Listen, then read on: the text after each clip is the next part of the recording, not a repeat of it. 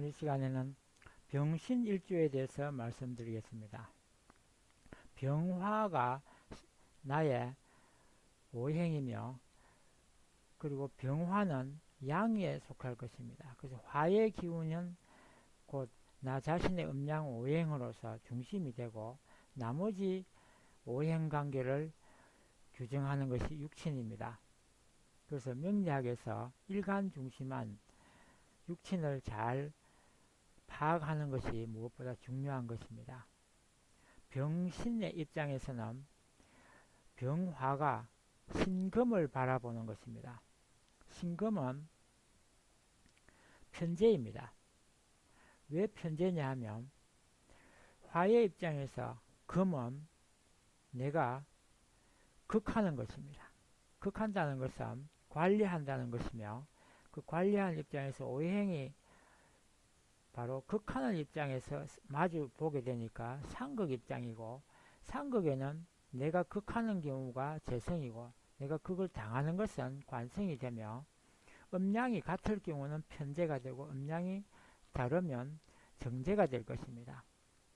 그래서 부부궁에 있는 일간은 부부궁인데 상대 배우자가 나는 화의 기운이고 상대 배우자는 금의 기운이 있기 때문에 남성이라면 금명이라면 부부궁에 처에 재성이 들어왔기 때문에 마땅한 자리에 마땅한 팔자가 들어온 것입니다.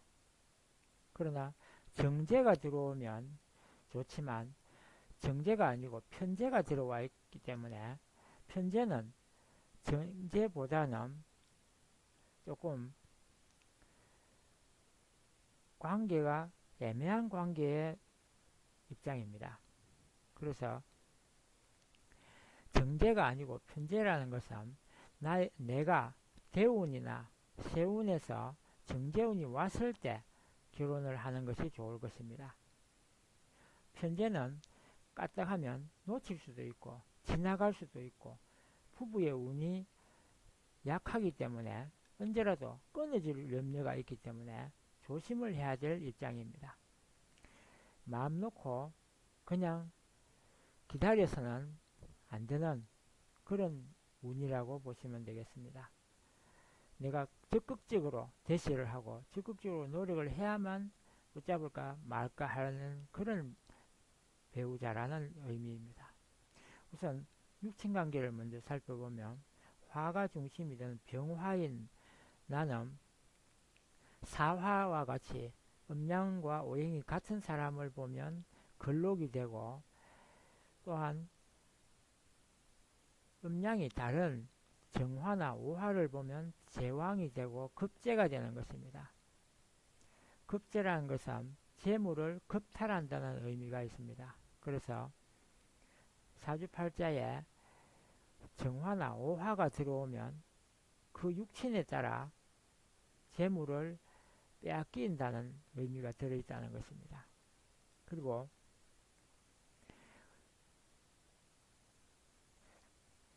내가 극함을 당하는 관성의 입장에 서는 것이 수성이고, 관성은 편관과 정관이 있으며 나와 음양이 같으면 편관이 되고 음양이 다르면 정관이 됩니다.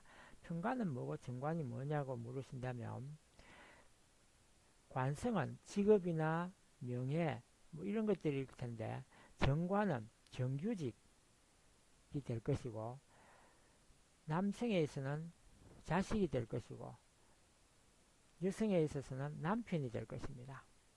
편관은 칠살이라 하여 정관보다 더 강한 것입니다. 정관이 둘 이상 많아지게 되면 편관으로 바뀔 정도로 편관은 정관보다는 강한 운이라고 생각하시면 됩니다. 오히려 강하다기보다는 정도에서 벗어난 관성이라고 보시면 될 것입니다. 제가 아는 어떤 사람은 편관을 가졌는데 공문을 하면서도 외건을 많이 하는 경우를 봤습니다. 그리고 이 편관은 강하기 때문에 그 강한 편관을 숨을 죽이기 위해서는 식신이나 상관이 들어오면 그 상관이 바로 관성을 억제할 수 있는 극할 수 있기 때문에 조율이 될 것입니다.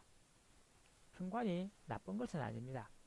그러나 나쁘게 작용을 지나치면 나쁘게 작용할 수 있기 때문에 자기 자신을 극기할 필요가 있습니다. 스스로가 자신을 제어할 수 있어야만 편관이 제 힘을 발휘할 수 있다는 것입니다. 오히려 부모를 통해서 엄한 부모 밑에서 편관이 나오면 그것은 올곧은 사람으로 성장하게 될 것입니다. 그러나 주위에 엄한 사람이 나를 제어해 주지 못한다면 나는 빗나갈 수도 있고 또한 잘못될 수 있으니까 반드시 교육이 되거나 또는 나 자신 스스로가 극기 훈련을 통해서 스스로를 제어할 수 있도록 노력을 하셔야 됩니다. 안 되면 교회를 다니면서 또는 종교를 가지면서 자기 수양을, 정신 수양을 할 필요가 있는 것입니다. 그리고 내가 극하는 입장에 있는 재성은 두 가지가 있습니다. 편재가 있고 정재가 있습니다. 편재는 나와 음량이 같은 경우이고 정재는 음량이 다른 경우입니다. 음량이 같고 다름에 따라 편재가 될 수도 있고 정재가 될 수 있는 것입니다. 정재는 남성의 입장에서 볼 때는 부인이고 편재는 부인 이외에 애인 관계라든지 다른 이성 관계가 될 것입니다. 그리고 여성의 입장에서 보면 시어머니가 될 것입니다. 그리고 남성의 입장에서 정재는 후친이 되기도 합니다. 그리고 무엇보다 재성이란 것은 재물운이기도 합니다. 나에게 재물운이 있느냐 없느냐를 보려면 재성을 보면 될 것입니다. 남성의 입장에서 보면 관성과 재성이 반드시 필요하고 여성의 입장에서 볼 때는 주로 사주팔자를 감명하고 싶은 분들의 이야기를 들어보면 여성은 관심을 나의 남편이 어떠냐를 보려고 합니다. 그것은 관성을 보면 될 것이고 나의 자식은 어떠냐를 보려고 하면 그것은 식상을 보면 되겠습니다. 나에게 자식이 있느냐 없느냐 혹은 나의 자식이 효자냐 뭐 이런 것을 보려면 식상을 보면 된다는 것입니다. 내가 극하는 입장은 재성이고 내가 낳아주는 것이 토로서 식상이기 때문입니다. 그러면 화의 기운 병화의 입장에서 나를 낳아주는 인성을 보면 모친이 바로 정인이 되고 편인은 모친을 제외한 모친과 같은 나이나 위치에 있는 분들을 말하는 것입니다. 그리고 나와 음량이 같으면 편인이 되고 음량이 다르면 정인이 되는 것입니다. 대체로 음량이 다를 때 더 강해진다고 합니다. 그리고 나와 상생 관계에 있는 대상 중에 식상이 있습니다. 화의 기운의 입장에서 볼 때는 토가 식상이고 식상에도 음량이 같은 식신과 음량이 다른 상관이 있을 것입니다. 사주팔자에 무토가 들어오면 그것은 식신이 되는 것이고 기토가 들어오면 그것은 상관이 되는 것입니다. 나에게 자식이 몇이 있을 것 같으냐고 궁금해 한다면 그것은 내 사주팔자 안에 식신이나 상관이 얼마나 어느 양으로 들어있는지를 보고 감명하시면 될 것입니다. 식상이 없는 사람을 보면 자식을 두기가 힘들고 만약 둔다 하더라도 많이 두는 것이 좋습니다. 잃을 가능성이 많기 때문입니다. 그래서 유산이 된다거나 또 사고로 잃는다든지 이런 가능성이 있기 때문에 자식을 적어도 셋 이상 두는 것이 좋을 것입니다.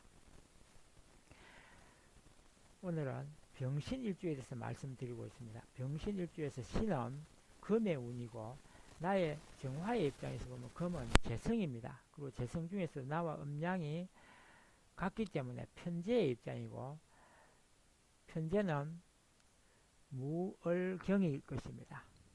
그래서 바로 앞서 말씀드린 대로 병화의 입장에서 배우자는 처음엔 자식 같고 그러다 점점점 어머니 같다가 나중에는 그냥 이웃집 아주머니 같은 입장으로 바뀐다는 것을 알 수 있습니다. 그리고 병신 입장에서 한 가지 주의할 점은 자식을 두기가 힘들 것입니다. 자식을 두기가 힘들기 때문에 여러가지 대운이나 세운에 식신이 들어올 때도 자식을 두기 위해서 별다른 노력과 힘을 기울이지 않으면 안 되기 때문에 조심을 하시고 또한 별도의 노력을 많이 하시기 바랍니다. 네, 나머지는 다음 시간에 더 말씀드리고 오늘은 병신일주에 대해서 간략하게 여기까지 하고 마치겠습니다. 감사합니다.